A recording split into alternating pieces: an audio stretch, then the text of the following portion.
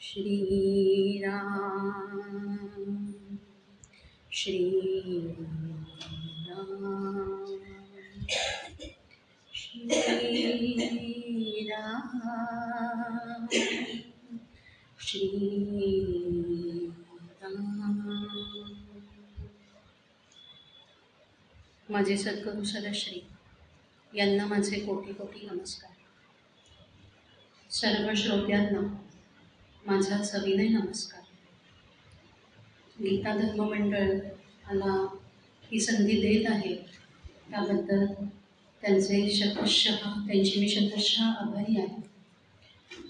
आपण गेल्या 3 महिन्यांपासून श्रीयुत बालाजी तांबे यांनी जे पुस्तक लिहिलेले श्रीराम विश्व पंचायतन उकल गीत रामायणाची, या विषयावर आपण गेले 3 महिने काही विचार ऐकत आहोत किंवा त्यांनी काय लिहिलं आहे ते समजून घेत आहोत। गीत रामायणातली जी गीता आहे तर त्याचा अर्थ काय आहे आणि त्याच्याचबरोबर श्री रामायणामध्ये ज्या काही घटना घडल्या तर त्यांचा गर्भितार्थ काय आहे आणि प्रत्येक श्री रामायणातले जी पात्र आहेत किंवा ज्या व्यक्ती आहेत तर त्यांच्या मनातील भावभावना आणि त्याचे आपल्या जीवनाशी असलेली साधर्म्य म्हणा किंवा त्याच्यातून आपण काय शिकायला पाहिजे हे आपण त्याच्याकडून बघूया। मागच्या महिन्यामध्ये जे प्रवचन झालं तर त्याच्यामध्ये आपण पाहिलं की श्रीराम हे वनवासाला निघून गेले। सगळे अयोध्यावासी त्यांच्या मागे गेलेले त्यांना परत आणण्यासाठी, पण श्रीरामांनी ठाम नकार देऊन ते गुहाबरोबर आता वनामध्ये गेलेले। भारद्वाज ऋषींच्या सल्ल्यावरून तर ते चित्रकूट पर्वतावर गेलेले। तिथे लक्ष्मणाने अतिशय सुंदर अशी कुटी बांधलेली आणि त्या कुटीचं वर्णनही की कशी त्यांनी त्या जागेची निवड केली हे पण आपण पाहिलं। हेही पाहिलं। त्याच्यानंतर सुमंताला त्यांनी परत पाठवलंय अयोध्येला की सुमंत आता तू जा, आणि त्यांचा जो अतिशय भावपूर्ण असा निरोप की अगदी त्याच्यामध्ये त्यांनी कैकेयी मातेला की जिच्यामुळे त्यांना वनवासात जायला लागतं तिला सुद्धा त्यांनी निरोप पाठवला, तिचा पण त्यांनी आदर केलेला आहे की ही किती मोठी गोष्ट आहे की किती निर्मळ मन पाहिजे की कोणीही आपल्याशी कसंही वागलं तरी आपण त्याच्याशी चांगलं आणि उत्तम आणि प्रेमानेच वागत राहायला पाहिजे आणि त्याला क्षमा करू शकलो पाहिजे। ही खूप मोठी गोष्ट त्याच्यातून आपल्याला। त्याच्याचबरोबर त्यांनी दशरथ महाराजांना दिलेला निरोप, त्यांचा केलेला आदर, कौसल्याला दिलेला खूप मोठा सल्ला म्हणता येणार नाही, उपदेशही खरं म्हणता येणार नाही कारण तो पुत्र आणि मातेचं नातं आहे, पण तरी तो तसा उपदेशच आहे की तू आता कशी वाग, कसं वर्तन कर। जरी तातांनी मला वनात पाठवलंय तरी तू कैकेयीशी पण चांगली वाग, दशरथांचीही तू योग्य ती काळजी घे कारण तूच फक्त आधार आहेस। आणि सर्वात महत्त्वाचा उपदेश म्हणजे की भरताला तू मी मान, म्हणजे राम म्हणजे मी म्हणजेच भरत आहे हे मानून तू त्याच्याशी वर्तन कर कारण त्याच्यामध्ये त्याची काहीही चूक नाही। आणि श्रीरामांना हेच अभिप्रेत आहे की भरतातला श्रीराम जर कौसल्याने पाहिला, कौसल्याने ओळखला तर तिला आमच्या दोघांमधलं साधर्म्य कळेल, भेदभाव करता येणार नाही आणि ती त्याच्याशी पण तेवढ्याच ममतेने आणि प्रेमाने। आणि मग आपण हेही लक्षात घेतलं होतं की तसाच आपल्या प्रत्येकाच्या हृदयामधला राम तो आपण ओळखून घ्यावा, तो आपण लक्षात घ्यावा, तो आपण जाणावा आणि प्रत्येकाशी वागताना समोरचाही श्रीरामच आहे, समोरची ही जी व्यक्ती आहे ती म्हणजे भगवंतच आहे, त्याचप्रमाणे त्याच्याशी आपल्याला वागता येणं म्हणजे खरं श्रीरामायण करणं आहे हे आपण पाहिलं। आता आपण याच्यानंतर वळू ते पुढच्या गीताकडे। पुढचं जे गीत आहे तर ते अतिशय आवेशपूर्ण असं गीत आहे।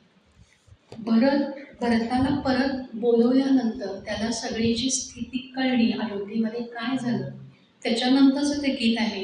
गीत अतिशय सुप्रसिद्ध आहे, आपल्याला माहिती आहे, माता न तू बैठी। यांना बालाजी तांबेंनी असं नाव दिलंय, भरताला राम हवाय, असं या अध्यायाचं त्यांनी शीर्षक दिलं. जेव्हा या सगळ्या घटना घडल्या तर तेव्हा भरत नंदीग्रामी म्हणजे त्याच्या आजोळी होता आणि त्याला हे काही घडलंय, कैकेयीने अशी मागणी केली आहे, श्रीराम वनवासाला गेले, किंवा कशाचीच कल्पना नव्हती. आणि मग हे सगळं झाल्यानंतर श्रीराम वनात गेले, दशरथ मृत्यू पावले. त्याच्यानंतर वसिष्ठांनी त्याला बोलवून आणायला रथ पाठवला आणि त्यांना असं सांगितलं की भरताला तुम्ही काही कल्पना देऊ नका, तुम्ही त्यांना तसंच परत घ्या. वाल्मिकी रामायणामध्ये असा उल्लेख आढळतो की भरताला जेव्हा दशरथ महाराज मृत्युमुखी पडले त्याच्या आदल्याच दिवशी अतिशय वाईट अशी स्वप्न पडली आणि तो असा दचकून जागा झाला दुसऱ्या दिवशी सकाळी आणि अयोध्येकडून दूत आले की तुम्हाला तातडीने अयोध्येला परत बोलवलंय. भरतही थोडासा घाबरला. त्यांनी विचारलं की असं काय झालं, इतक्या तातडीने मला का बोलवलंय. तेव्हाही त्याला काहीही कल्पना देण्यात आली नाही. त्यांना सांगितलं की नाही, सगळं व्यवस्थित आहे, पण तुम्ही आता आमच्याबरोबर चला. आणि भरत आणि शत्रुघ्न हे दोघंही त्या दूताबरोबर परत आलेत अयोध्येला. आणि जसं अयोध्येमध्ये भरताने प्रवेश केला तेव्हा त्यांनी पाहिलं की ही जी अयोध्या, जी नेहमी अतिशय उत्साहाने अशी सळसळणारी असते, कारण त्यातली जाणीवच गेली आहे ना. आपण आधी पाहिलं की अयोध्या हे बालाजी तांबेंनी त्याला एखाद्या शरीराची उपमा दिलेली आहे आणि त्यातले श्रीराम म्हणजे त्यातला जीव किंवा त्यातली जाणीव किंवा त्यातलं जे भगवत स्वरूप म्हणजे आत्मस्वरूप हे. आणि तेच निघून गेल्यानंतर त्या शरीराची कशी अवस्था होईल तशी त्या अयोध्येची अवस्था झालेली आहे. सगळी अयोध्या निर्जीव झालेली आहे. त्यांनी पाहिलं कुठेही सणा नाही आहे, रांगोळ्या नाही आहेत, पताका लावलेल्या नाही आहेत, तोरणं नाही आहेत, नेहमीसारखं राजदरबाराच्या बाहेर जो सनई चौघडा असतो तो वाजत नाही आहे. सगळी जी प्रजाजन आहेत ते म्लान आहेत, दुःखी आहेत. सगळे नुसते भरताकडे येताना बघतायत, पण सगळ्यांनी माना फिरवल्या. आणि भरत बेचैन झालेला आहे की ही अयोध्या नगरी अशी काय, असं काय अघटित घडलंय की ज्याच्यामुळे ही अयोध्या अशी निर्जीव झालेली आहे. आणि तो तसाच त्याच भांबावलेल्या अवस्थेमध्ये कैकेयीच्या महालात गेलेला. कैकेयीच्या महालात गेलेला आहे. कैकेयीच्या महालात गेल्यानंतर कैकेयीला पाहिल्यावर त्यांनी विचारलंय कैकेयीला, माते असं काय घडलंय, असं काय घडलंय की ज्याच्यामुळे ही जी अयोध्या नगरी जी नेहमी एवढी सजलेली असते, जी एवढी जिच्यामध्ये एवढं चैतन्य भरभरून वाहत असतं, ती एवढी निर्जीव झाली. खरं तर मला असं वाटलं होतं की श्रीरामांना म्हणजे युवराज अभिषेक करण्यासाठी आता जो काही ज्या सगळ्या म्हणजे हे असतील मंगल सगळ्या ज्या घटना असतील, तर तो म्हणजे ते त्याच्यासाठी मला इथे बोलवलेलं आहे असं त्याचा समज झाला होता. आणि असं असताना असं काय एकदम अघटित घडलं. आणि तेव्हा कैकेयी ही अतिशय उताविले. भरताला पाहिल्यावर तिला अतिशय आनंद झालेला आहे. तिच्या चेहऱ्यावर दशरथ महाराज गेले याचा दुःखाचा लवलेशही नाही. इतकी ती त्या राज्याच्या लोभामध्ये नुसती बुडालेली आणि पुत्रप्रेमामध्ये म्हणजे आंधळ्या पुत्रप्रेमामध्ये बुडालेली. आणि ती भरताला सांगतीये, अरे भरता, तुझा जो बंधू आहे ना राम, तर त्याला मी वनात पाठवलंय आणि मी हे तुझ्यासाठीच केलेलं आहे. एका वराने मी त्या रामाला 14 वर्ष वनवासात पाठवलंय आणि एका वराने तुला राज्याभिषेक करा असं दशरथ महाराजांना सांगितलेलं आहे. असा वर मी मागून घेतलेला आहे. भरताने हे ऐकून घेतलं. असं आपण श्रीरामांना वनवासामध्ये पाठवण्याचं असं काय कारण घडलं. गोविंद गिरीजींनी जे रामायण लिहिलंय तर त्याच्यात त्यांनी असं लिहिलंय की भरताला जेव्हा कैकेयीने सांगितलं की वनवासामध्ये पाठवलंय श्रीरामांना, तेव्हा भरतानी 14 कारणं सांगितली. 14 कारणं याच्यासाठी की हे अपराध झाले की त्या माणसाला वनवासात पाठवले. तर यातला कुठला अपराध श्रीरामांनी करू शकतील श्रीराम असं मला वाटत नाही, असं भरत सांगतोय कैकेयीला. मग असं काय झालं की दशरथ महाराजांनी पाठवलं. तेव्हा कैकेयीने सांगितलं मी असे ते 2 वर मागितले होते आणि वरांमुळे ते गेले. ते वर मला दिल्यामुळे आणि शब्द फिरवता न आल्यामुळे श्रीराम वनवासाला गेले. भरत अतिशय क्रोधाविष्ट झालेला आहे.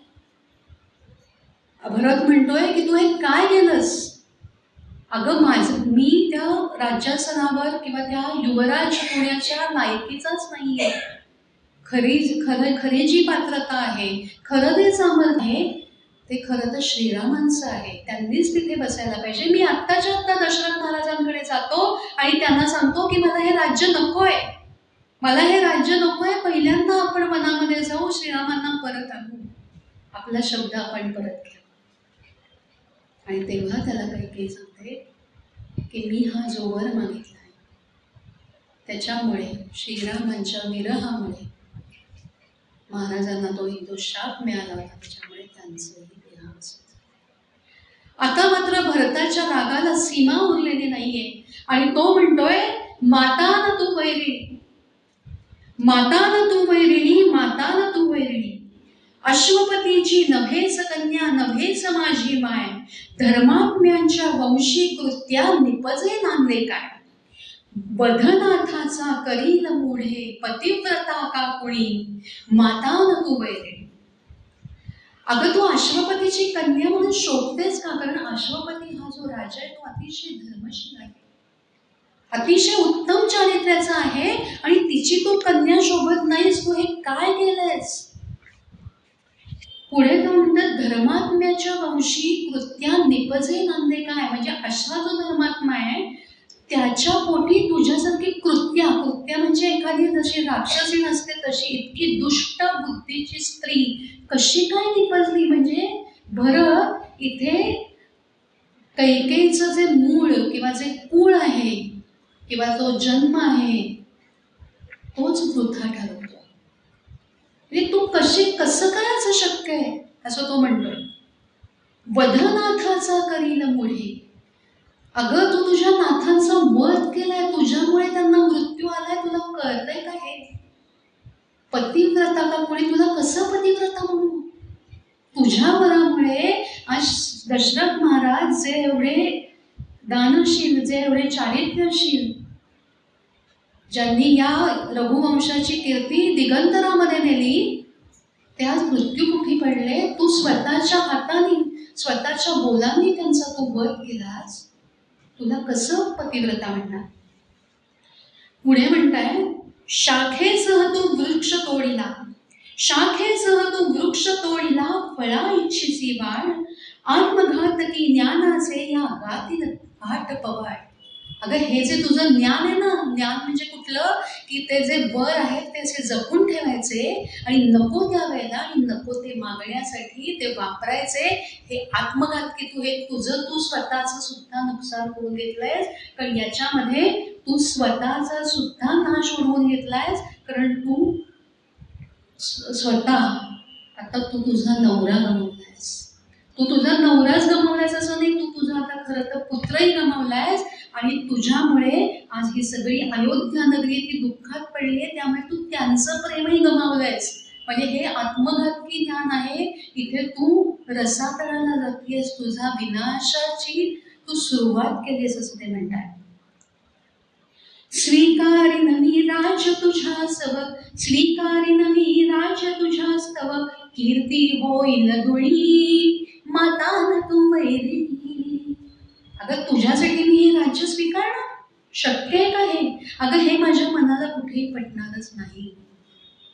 कारण भरत हा जो आहे ना, भ म्हणजे शक्ती किंवा तेज, तेजाकडे जो रथ होणारा, म्हणजेच जो तेजाची उपासना करणारा आहे, जो शक्तीची उपासना करणारा आहे, म्हणजेच जो मांगल्याची उपासना करणारा आहे, तो म्हणजे भरत.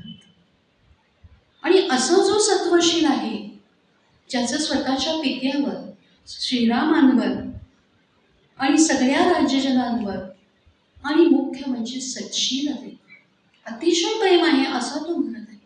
असं म्हणतात की श्रीराम आणि भरत हे दोघंही एकसारखे दिसायचे. हे दोघंही सावळे, हे दोघंही दीर्घ, म्हणजे एकाला झाकावून दुसऱ्याला काढावं असे ते दिसायचे. आणि लक्ष्मण आणि शत्रुघ्न हे दोघंही श्वेतवर्णाचे, म्हणजे ते दोघंही गोरे होते आणि ते दोघं श्यामल वर्णाचे होते.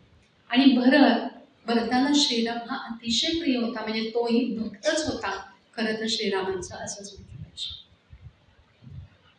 आणि म्हणून तू म्हणालीस, तू श्रीरामांना तिकडे पाठवलंस म्हणून मी हे राज्य जर मी घेतलं, जरी मी तुझ्यासाठी म्हणून की ठीक आहे बाबा मातृआज्ञा म्हणून जरी मी स्वीकारलं, तरी सुद्धा त्याच्यामुळे माझी कीर्ती दुणी होईल. हे तू लक्षात ठेव.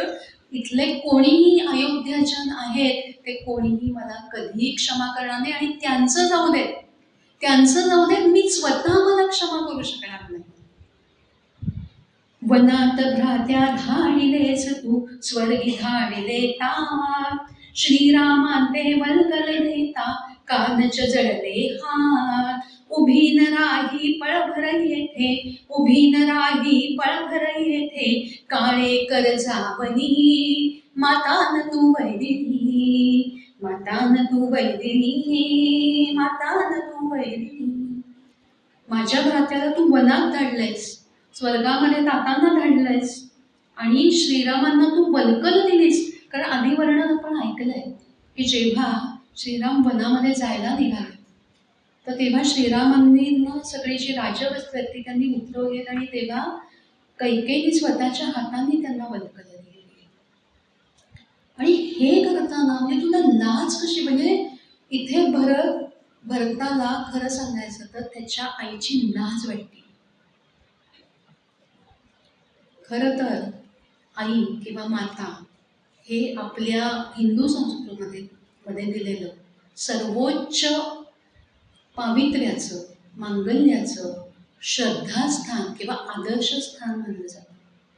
पण ते कधी, जेव्हा ती आई सुद्धा तितकीच वात्सल्यपूर्ण, पण ते वात्सल्य आंधळं, तितकीच वात्सल्यपूर्ण, तितकीच मंगल मनाची, तितकीच आपल्या पुत्राचं भलं चिंतणारी आणि आपल्या पुत्रावर आंधळं प्रेम करणारी नसेल तरच ते जे मातृस्थान आहे ते त्या उच्च पदावर पोहोचतं. पण इथे कैकेयीने काय केलं? खरं तर कैकेयीच्या मनामध्ये हा विचारच आला नव्हता की जरी आपण हे वर मागितले, भरत जरी सिंहासनावर बसला, तर पहिली गोष्ट म्हणजे तो वयाने, अनुभवाने, सामर्थ्याने, लोकप्रियतेने सगळ्याच बाबतीत श्रीरामांपेक्षा लहान आहे. श्रीरामांचं जे काही पावित्र्य, मांगल्य, निर्मलत्व, त्यांच्या स्वभावातला जो रुजूपणा, त्यांच्यातली जी राज्य करण्याची जी हातोटी, म्हणजे त्यांचे हे जे सगळे गुण आहेत की अतिशय उत्तम असे राज्य करते. आपण पुढे रामराज्य पाहिलेलं आहे की रामराज्यामध्ये किती त्यांनी सुंदर ते राज्य केलेलं आहे, किंवा राजकुमार असतानाही त्यांनी बरेच वेळेला शासन करताना किंवा दशरथही त्यांचे बरेच वेळेला त्यांचा सल्ला घेत असत की कसा आता राज्यकारभाराच्या बाबतीत काय करावं, हेही आपण पाहिलेलं आहे. आणि पुढे ती कथा येईलच की आपल्या राज्यासाठी त्यांनी आपल्या पत्नीचाही त्याग केलेला आहे, हे आपल्याला माहिती. त्यामुळे त्यांच्यामधलं जे हे कौशल्य आहे तर हे अयोध्यावासी कधीच मान्य करणार नाही, हे कैकेयीला कधीच कळलं नाही. तिने फक्त भरतावर आंधळं प्रेम केलं. भरत राज्यावर बसला की आपल्या हातामध्ये सगळी सत्ता, त्याच्या आणि आपल्या हातातच सगळ्या राज्याची सत्ता येईल आणि त्याला सगळं वैभव मिळेल, हा एवढाच संकुचित विचार तिने केला. तिने हेही पाहिलं नाही की आपण हे मागतोय ठीक आहे, पण त्याच्यामुळे भरतावर सुद्धा सगळे जे अयोध्यावासी आहेत त्यांचा संशय राहणार. काय संशय राहणार की भरताच्याच मनामध्ये हे काहीतरी असं असणार आणि म्हणूनच आई आणि मुलगा, माता आणि पुत्र यांनी संगनमताने हा वर मागून घेतला असणार, म्हणजे भरताला सुद्धा या राज्याचा लोभ असणार असा आरोप या नगरजनांकडून केला जाईल. त्याच्यामुळे त्याची कीर्ती म्हणजे त्याचं जे खरं तर तोही सगळ्यांचा आवडतं. पण असं झाल्यामुळे आज आपण पाहिलं की जेव्हा त्यांनी अयोध्येमध्ये प्रवेश केला तेव्हा त्याच्याकडे बघून सगळ्या नगरवासियांनी माना फिरवले, कोणी त्याचंही स्वागत केलेलं नाही. पण त्याच्यावेळेचा जो आदरभाव होता तो या घटनेने हल्लेला आहे लोकांचा किंवा कमी झालेला आहे. त्यामुळे या आंधळ्या प्रेमामुळे कैकेयीने स्वतःचा संसार गमावला, स्वतःचा पुत्रही तसा म्हटलं तर गमावला, स्वतःचे दोन्ही पुत्र वनामध्ये धाडले, शिवाय स्वतःच्या सवतींचा रोष ओढवून घेतला, सगळ्या प्रजाजनांचा रोष ओढवून घेतला. म्हणजे खरं म्हणजे तिने हे करून स्वतःच्याच पायावर कुऱ्हाड मारून घेतली. पुढे बघा काय म्हणतोय, भरताने स्वतःला पोरका म्हटले, निराधार हा भरत पोरका, निराधार हा भरत पोरका, कुठे आसरा आज, निपुत्रिके तू मिरवले उनी, वैधव्याचा साज, पडोन छाया तुझी पापिणी, पडोन छाया तुझी पापिणी, सदनी सिंहासनी, माता न तू वैदिनी. काय म्हणतोय बघा, आता तुला फार हौस होती ना मिरवण्याची. काय मिरवण्याची? की मी राजमाता आहे. कारण भरत सिंहासनावर बसला की ती राजमाता होणार. तुला ही हौस होती की मी राजमाता आहे, तुला स्वतःचा टेंभा मिरवायचा होता, तुला स्वतःची सत्ता. आता तू सत्ता गाजव. कशावर गाजव? तर या रिकाम हे जे राजसिंहासन झालंय त्याच्यावर गाजव. हा जो आता तुझ्याच कारणामुळे म्हणजे तुझ्याचमुळे तुला वैधव्य आलंय, तो साज मिरव. तुला फार सजण्याची, लढण्याची, दागिने घालण्याची हौस होती ना, ते आता तू तसं मिरव. पण तुझी छाया इथे या राजवाड्यात या राजसिंहासनावर पडायला नको. किती भरताला किती क्रोध आलेला आहे बघा तिचा. आणि का ही छाया नको? कारण त्याच्या मनात आता आहे की ही पापीण आहे, अशी पापीण, अशी दुष्ट छाया, अशी अमंगल छाया की ज्याच्यामुळे या राज्याचं पतन होत आहे, या राज्याचं नाश होतोय, अशी तिची छाया आता माझ्या या राजवाड्यावर, या राज्यावर, या सिंहासनावर नको. तू इथून निघून जा. आणि तो म्हणतोय मी तर निराधार झाले, पण माझे तात गेले, माझे वडीलही नाही. जे वडिलांसमान जे माझे बंधू होते ते श्रीराम, माझा दुसरा अतिशय लाडका असा भ्राता लक्ष्मण, ते दोघं वनात गेले. माझी माते समान असलेली बहिणी सीता ही आज वनामध्ये गेली. आणि हे जे प्रजाजन आहेत त्यांनी माझ्याकडे पाठ फिरवली. आई होती पण ती अशी वागली की तिला आता मला आई म्हणण्याची सुद्धा लाज वाटते. असा मी आता निराधार झालोय, मला आता कुणाचाच आधार नाहीये. पुढे किती त्याचा राग टोकाला गेलाय बघा. तुला पाहता तृषार्त होते, तुला पाहता तृषार्त होते, या खड्गाची धार, श्रीरामाची मायपणी तू कसा करू विवार.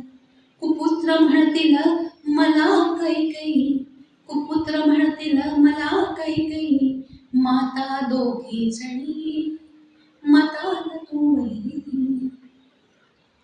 अगं मला तुझा इतका राग येतोय, तू इतकं चुकीचं कृत्य केलेलं आहेस की ही जी तलवार आहे माझ्या म्यानातली ती मला आता तुझ्यावर सारखाविषयी वाटते.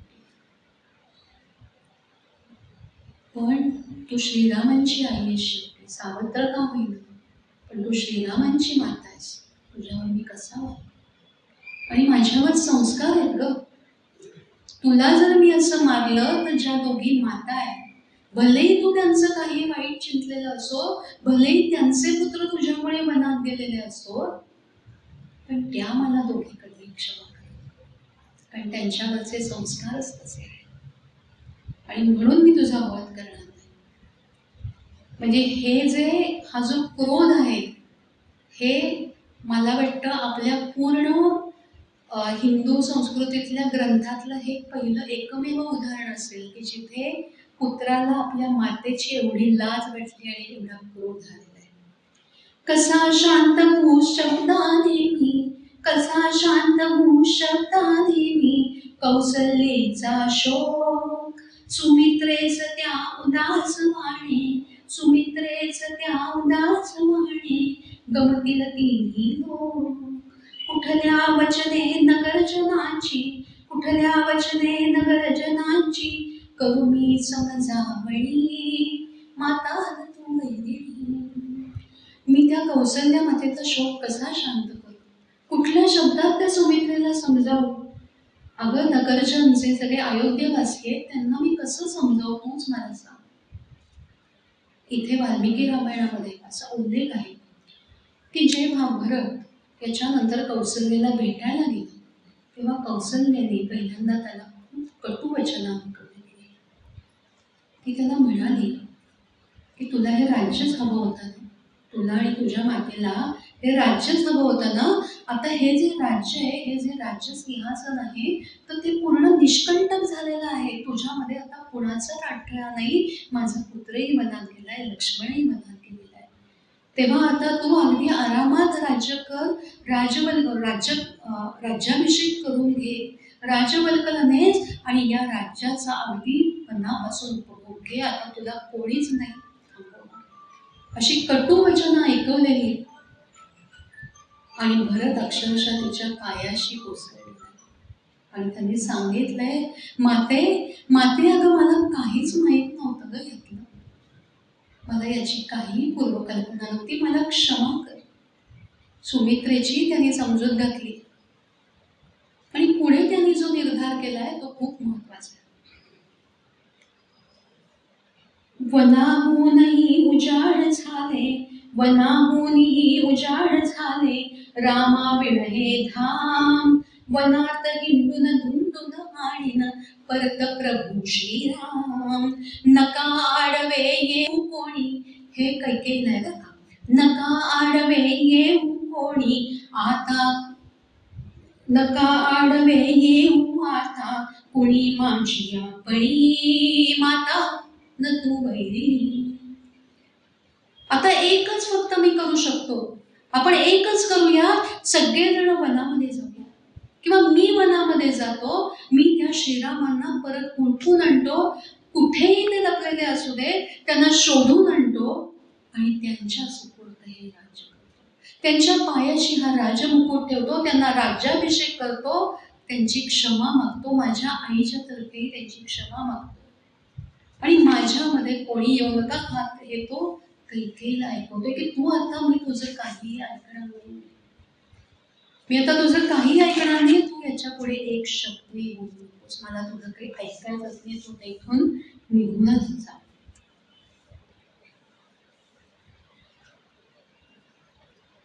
आणि पुढे ते मग पुढे आता आदेश देतात, सुमंताला आदेश देतात, चला सुमंता द्यासे नेला, चला सुमंता द्यासे नेला, एक आपुल्या हात, श्रीरामाला शोधायाला, श्रीरामाला शोधायास्तव निघोत नजराला, अभिषेकास्तव घ्या सांगाती, वेद जाणते मुनी, माता न तू वैदिनी.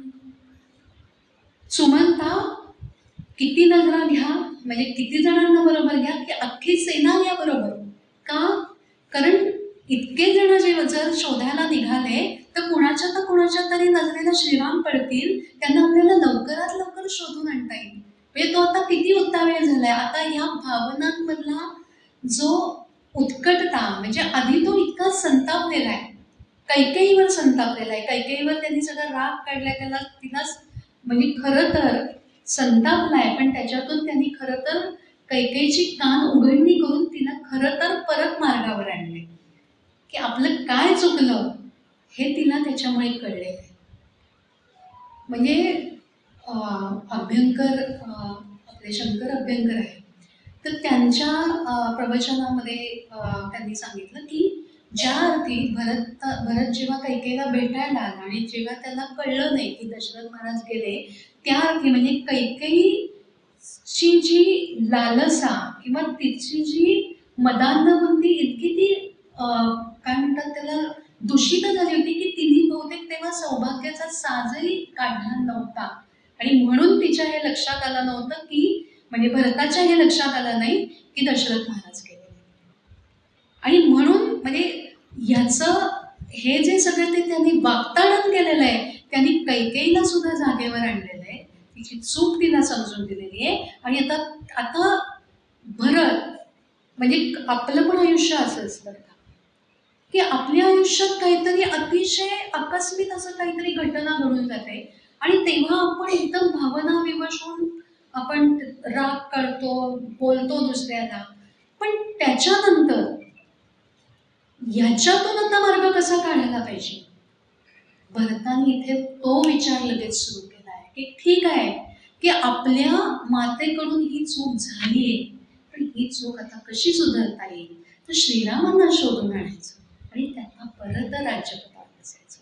आणि म्हणून आता ते त्या सिद्धतेला लागलेले आहेत. आणि त्यांनी सुमंताला हाक मारली की सुमंता चला, सगळ्यांना बोलवा, बरोबर वेद जाणं ते कोणी घ्या. कशासाठी? आपण तिथेच त्यांना राज्यासनावर बसवू, तिथेच त्यांना मुकुट अर्पण करू. का? आणि हे तिथे का करायचं? कारण तिथे कैकेयी नसेल, तिची ती जी पापी अशी जी नजर आहे तिथे ती नसेल. असेल तेथे श्रीरामांचा असेल तेथे श्रीरामाचा मुकुट अर्पिणे त्यात, हाच एकला ध्यास येथुनी हीच एकली आत. काल रात्रसी रहा इथे तू, इथे परत कैकेयीला, काल रात्रसी रहा इथे तू, आक्रंदत विजनी माता न तू वैदिनी. तू इथेच राहा, तू आमच्या बरोबर येऊ नको, तुझी छाया पण तिथे पडायला नको. काल रात्रसी म्हणजे किती वाईट उपमा दिलेली आहे बघा कैकेयी. आणि सुमंत वगैरे सगळे जण आता सिद्ध झालेले, सगळे प्रजाजन सगळे म्हणजे आता प्रजाजनांना कळलेलं आहे की भरताच्या मनामध्ये असं काहीच नाही. दोघी माता निघालेल्या, सगळे प्रजाजन निघालेले, वसिष्ठ मुनी निघालेले, सगळे मंत्री वगैरे सगळे निघालेले, पूर्ण सेना निघालेली आहे. आणि आता कैकेयीला कळलेलं आहे की आपलं चुकलं. तिने भरताची क्षमा मागितलेली आहे, सगळ्या नगरजनांची क्षमा मागितलेली आहे आणि विनवणी केली आहे की मला पण तुमच्याबरोबर घ्यायचं. आणि ती पण निघाली. आता आपण पुढच्या गीताकडे वळूया. पुढच्या गीताला बालाजी तांबेंनी असं नाव दिलंय की लक्ष्मणाचा संशय कल्लोळ. आधीचं जे आपण पाहिलं ते की भरताला राम हवाय, की भरताला श्रीराम किती प्रिय आहे, ते किती बघतात हे आपल्याला याच्यातून कळलं. आता लक्ष्मणाचा संशय कल्लोळ पुढचं जे गीत आहे ते पण खूप सुंदर आहे. याचं आत्ताचं जे गीत आपण माता न तू वैरिणी जे आपण आता ऐकलं, तर त्याच्यातली एकच छोटीशी आठवण सांगते की बाबूजी हे जे गाणं होतं तर ते अतिशय त्वेषाने म्हणायचे. आपण स्वतः ऐकलेलं आहे, मला काही तसं जमलं नाही, मी आपला प्रयत्न केला, म्हणजे शक्यच नाही जमलं. पण ते इतक्या द्वेषाने म्हणायचे, म्हणजे त्यांचं प्रत्येकच गीत रामायणातलं गीत हे त्या गीतातल्या पूर्ण भावना त्याच्यामध्ये ओतून म्हणायचे. म्हणजे कधी ते शंकाकुल सीता असायचे, कधी अतिशय भक्तिपूर्ण असे हनुमंत असायचे, कधी क्रोधाविष्ट लक्ष्मण असायचे, तर कधी मत्सरयुक्त रावण असायचे, आपल्याला हे माहिती. तर कधी कौसल्या माता असायचे, पूर्ण कारुण्यपूर्ण असे. पण या गीतामध्ये ते ते पूर्ण म्हणजे तो जो भरताचा जो क्रोध होता तर तो त्यांच्या स्वरामध्ये तो इतका काठोकाठ बनलेला असायचा की असं सांगतात की हे गीत नेहमी मध्यंतराच्या आधी घेतलं जायचं, कारण हे गीत घेतल्यानंतर ते इतके दमायचे की असं वर्णन की ते कधी कधी ती जी बैठक असते तर त्याच्यावर ते आडवे पडायचे. इतकं म्हणजे ते त्वेषपूर्ण आणि जोशपूर्ण आणि क्रोधपूर्ण असं त्यांचं ते गीत असायचं. आता पुढच्या गीताकडे. आता लक्ष्मणाचा संशय कल्लोळ असं नाव दिलेलं आहे आणि गीत आहे. आश्रया गुहेकडे जानकीस पाठवा, चाप बाण घ्या करी सावधान राखा. आता असं झालंय की श्रीराम, लक्ष्मण आणि सीतामाई इकडे चित्रकूट पर्वतावर आहे आणि भरत इकडून सैन्य घेऊन सगळा निघालेला आहे. सगळे घोडे, हत्ती वगैरे सगळे बरोबर आहे. आणि तेच त्यांना मध्ये गुहराज भेटला असं रामायणामध्ये वर्णन आहे. आणि वाल्मिकी रामायणामध्ये त्यांनी हेही सांगितलंय की गुहालाही पहिल्यांदा असं वाटलं की भरत जणू काही म्हणजे युद्ध करायला निघालाय किंवा रामाला आता तिकडेच वनवासामध्ये मारून टाकावं आणि पूर्ण निष्कंटक राज्य करावं असं वाटलं. म्हणून गुहही पहिल्यांदा शस्त्रास्त्र घेऊन सामोरा गेला. पण मग त्याच्या लक्षात आलं, त्याला समजावलं, मग त्यांनी सांगितलं की ते गंगा पार करून गेले. मग त्यांनी मदत केली. फार तपशिलात शिरत नाही. मग ते भरद्वाज ऋषींकडे गेले. मग भरद्वाज ऋषींनी सांगितलं की मीच त्यांना चित्रकूटावर पाठवलेलं आहे. आणि मग हे सगळे चित्रकूटाच्या जवळ जवळ जसे यायला लागले तसा हा जो सगळ्या सैन्याचा जो कोलाहल, घोड्यांचं किंकाळणं वगैरे, सगळे धूळ, अर्थातच आता आपणही जर विचार केला तर खूप आता गणपतीतलाच बघा की खूप गर्दी असते, मग किती कोलाहल असतो, किंवा पालखीच्या वेळेला बघा. तर तसंच तिकडे झालं. आता तसं तो कोलाहल, एवढे धुळीचे दोट उठतायत, खिंकाळणं ऐकू येतंय, जी शस्त्रास्त्र बरोबर घेतली आहेत तर त्याचा थोडा का होईना खणखणाट ऐकू येतोय. असं पहिल्यांदा तर आता लक्ष्मण हे विवेकाचं लक्षण आहे. लक्ष्मणाला बालाजी तांबेंनी विवेक, पूर्ण विवेक पूर्णता असंच नाव दिलेलं आहे. आता तो लक्ष्मण विवेकपूर्ण आहे, पण त्यांनी जी जबाबदारी घेतली आहे स्वतःच्या अंगावर ती आहे श्रीराम आणि जानकीच्या संरक्षणाची. किंबहुना त्याच्यासाठीच तो वनामध्ये आलेला आहे की संरक्षण आणि पूर्णपणे त्यांची सेवा करत. आता असं असताना जेव्हा त्यांनी हे ऐकलं की असं सगळं कुणीतरी एवढे सगळेजण येत आहेत म्हटल्यानंतर तो शंकाकुल झालेला आहे. आता लक्ष्मण म्हणजे खरं तर शेषाचा अवतार. त्यामुळे जरी विवेक हे त्याचं जरी रूप असलं तरी शेषाचीच म्हणजे नागाची जी फुतकारी वृत्ती आहे किंवा थोडीशी जी उतावळी किंवा थोडीशी काय म्हणतात पटकन फुतकार टाकण्याची किंवा क्रोधाविष्ट होण्याची जी एक वृत्ती आहे तर ती लक्ष्मणाला काही सोडता आलेली नाही जरी तो लक्ष्मणाच्या रूपात आहे. तर त्यामुळे त्यांनी पहिलं पाऊल उचललं की आता कोण आलाय पहिलं पाहावं. आणि म्हणून त्यांनी पहिलं सांगितलं श्रीरामांना की तुम्ही पहिल्यांदा जानकीला आश्रमामध्ये पाठवा, कारण तिची सुरक्षितता महत्वाची. कारण आत्ताही आपण पाहिलं की भारत पाकिस्तान युद्ध झालं तर तेव्हा सुद्धा पहिल्यांदा आपलं मॉकड्रिल घेतलं गेलं होतं काही काही ठिकाणी. का? कारण आपण कसे सुरक्षित राहावेत. जे नगरजन आहेत की ज्यांचा युद्धाशी काही संबंध नाही ते सगळे सुरक्षित राहावेत अशी पहिली काळजी घेतली जाते. ते आपल्याला इथे दिसतं. नंतर युद्धाची पाहणी कशी करावी हे इथे आपल्याला या गीतामध्ये दिसतं. तो म्हणतोय की नाद ऐकू येत आहेत, खूप मोठा कोलाहल ऐकू येतोय. तर हे जे सगळं संकट जे येते तर ते नक्की काय आहे तर ते पहिल्यांदा समजून घेणं महत्वाचं आहे की हे नक्की कुठल्या प्रकारचं संकट आहे. मग मी त्याच्यासाठी तालवृक्षावर म्हणजे तिथे जवळ जो वृक्ष आहे त्याच्यावर चढतो, तिथून बघतो. तोपर्यंत त्या वृक्षाच्या तळी तुम्ही चापबाण म्हणजे धनुष्यबाण हातात घेऊन आपण सिद्ध राहा. जर काही समजा तर संकट आलं तर आपण दोघं एवढं किती सैन्य असो आपण ते परतवून राहू हे त्यांना तो सावधान करतो. आणि तो सरसर सरसर त्या झाडावर चढलाय. म्हणजे याच्यातून हे कळतं की पूर्वी राजपुत्रांना कसली कसली शिक्षणं दिली जायची.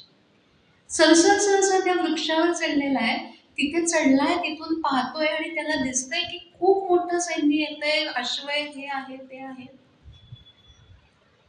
म्हणजे ह्याच्यावरून हे कळतं की कुठलंही संकट समजा जर आलं, आता हे युद्धजन्य संकट आहे, पण असंच कुठल्याही प्रकारचं आपल्या जीवनात संकट आलं तर वेगवेगळ्या पातळीवर जाऊन ते जोखावं.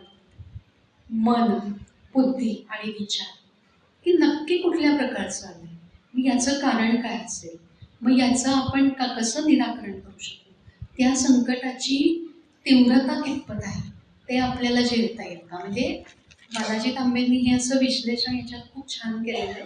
मी त्यांच्याच याच्यावरून सांगते हे.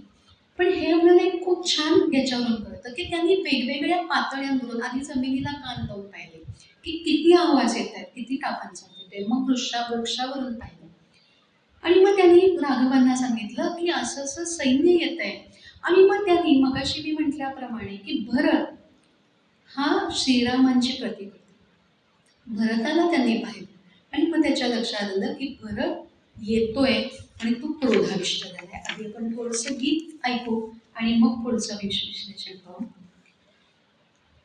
मेघ गर्जने परी काननात हो ध्वनी, धावतात श्वापदे भक्ष भाग टाकून, ओकतात भेकरे कंपितांग थांबुनी, धूळही नभी पुढे सैन्य येत सेतनी, खूण ना दिसे कुणा दीप्त अग्निशांत व्हा. हे महत्वाचे की कुणालाही आपण इथे राहतोय हे कळू नये म्हणून आता आश्रम बनलेला आहे. म्हटल्यानंतर उजेडासाठी म्हणा किंवा काय म्हणतात त्याला पाकसिद्धीसाठी म्हणा, अग्नी पेटवलेला आहे, चूल पेटवलेली, तर ती शांत करा. कारण कसं आहे की दूर दिसतोय म्हणजे तिथे कोणीतरी आहे. प्रत्यक्ष दिसत नसलं तरी हा एक म्हणजे हे तिथे आपण एक अनुमान लावू शकतो. तर ते अनुमान त्यांना लावता येणार नाही, म्हणजे त्यांना कळणार नाही की आपण इथे आहोत. त्यामुळे ही पण एक सूचना दिलेली आहे की तो अग्नी शांत करा. आणि हे सगळे पशुपक्षी असे जे धावत सुटले घाबरून, त्याचा अर्थ कोणीतरी येते. उत्तरेस तो थवा काय तर्क बांधुनी, पाहतोच काय ते तालवृक्षी जाऊन, कोण येई चालुनी निर्मनुष्य यामनी, सिद्ध राहू द्या तळी चापरंचो ओढुनी, पाहू वीर कोण तो दावी शौर्य वैभवा. इथे कसा द्वेष आहे बघा त्याच्यामध्ये की तो अजिबात घाबरलेला नाहीये. एवढं सगळं सैन्य येतंय, कोण एवढं येतंय बघून मी बघून घेतो त्यांच्याकडे. कैक पायी धावती हस्ती अश्व दौडती, धर्मस्नातक सारथी आतते महारथी, कोण श्रेष्ठ एक तो राहिला उभारथी. एक तो जे आता भरत तो पुढे सर्वात शेवटी तो राजकुमार आहे ना, त्यामुळे तो अग्रभागी. कोण श्रेष्ठ एक तो राहिला उभा रथी, सावळी तुम्हा परी दीर्घ बाहू आकृती, बंधू युद्ध काम का शोधू येई बांधवा. आता मात्र तो क्रोधाविष्ट झालाय. त्याला काय वाटलंय, त्याला असं वाटलंय की भरताचं समाधान झालेलं नाहीये फक्त तुम्हाला इकडे वनामध्ये पाठवून. आता त्यांनी काय पण केलाय की आता वनामध्ये जायचं, श्रीराम आणि लक्ष्मणाला मारून टाकायचं आणि पूर्ण जे राज्य अयोध्येचं ते निष्कंटक राज्य भोगायचं. म्हणजे कुणाची आपल्याला कधीच 14च वर्ष काय नेहमीसाठी मला हे राज्य उपभोगायला नाही, असा समज त्यांनी करून घेतलेला आहे. पण लक्ष्मण कधीही भरताची, कधीही नाही आत्ता तरी त्याला भरताची ही जी श्रीराम भक्ती आहे ती खरं तर कळलीच नाही. आणि म्हणून त्यांनी तो तसा निष्कर्ष काढलेला आहे. आणि मग त्यांनी वर्णन केलेले ते आपण ऐकलं. आपण पुढे जाऊया. भ्याड भरत काय हा बंधुघात साधतो. भ्याड म्हणतोय की एकतर असं कप्तानी राज्य मिळवलं आणि आता इथे येऊन परत बंधूचा घात करतोय. येऊ दे पुढे जरा कंठनाद छेदतो, म्हणजे शिरच्छेद करून टाकतो. कैकईस पाहू दे खिन्न पुत्र देहतो, घोड दौड वाजते ये समीप नादतो, ये पुनश्च आजही संधी शस्त्र पाठवा. परत युद्धाचा प्रसंग आलेला आहे. त्या कैकेयीला आता पाहू देत, तिचा मुलगा आता मी तिच्या पुत्रालाच मारून टाकतो. तिने तुम्हाला तिकडे वनात पाठवलं ना, आता मी बघतोच तिच्याकडे. एक मी उभा इथे येऊ देत लाखते. काय कॉन्फिडन्स किंवा काय आत्मविश्वास आहे बघा. एक मी उभा इथे येऊ देत लाखते, लोकपाल तो नवा स्वत्वहीन लोकते. इथे त्यांनी काय निष्कर्ष काढलाय की याला खरं तर भरताला अयोध्याजनांनी बहुतेक स्वीकारलेलं नाहीये आणि त्यामुळे तो निरुपाय होऊन आता तुम्हाला मारायला येतोय की आता श्रीरामच नसतील तर मग यांना आपल्याला स्वीकारायलाच लागेल. तर म्हणून तो स्वत्वहीन झालेला आहे आणि हे जे लोक आलेत ते म्हणजे निरुपायाने यायचं म्हणून आलेले. तर म्हणून आपण त्याला मारून टाकूया. क्षम्य न रणांगणी पोरकेही पोरते. अगदी पोरक किती गरीब कोणी असो, पण जर रणांगणी समोर जर तो असेल, तो कोणी योद्धा, तर त्यांना मारणंच श्रेयस्कर.